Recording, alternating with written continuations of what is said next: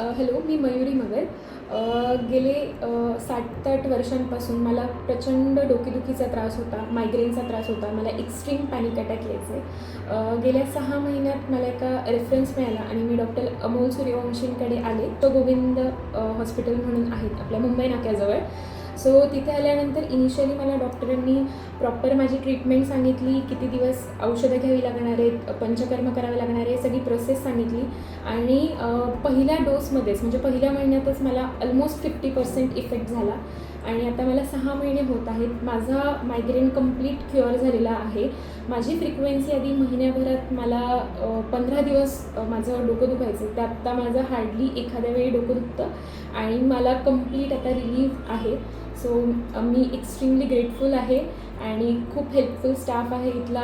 Time manage करून घेतात. मी कधी मला कुठे जायचं असलं, मी लवकर आले तरी मला एक्स्ट्रीमली हेल्पफुल लोक आहेत. आणि थँक्स टू डॉक्टर अमोल, जे अजून पण मला हेल्प करतात माझ्या बाकी हेल्थ इश्यूजमध्ये. So thank you so much.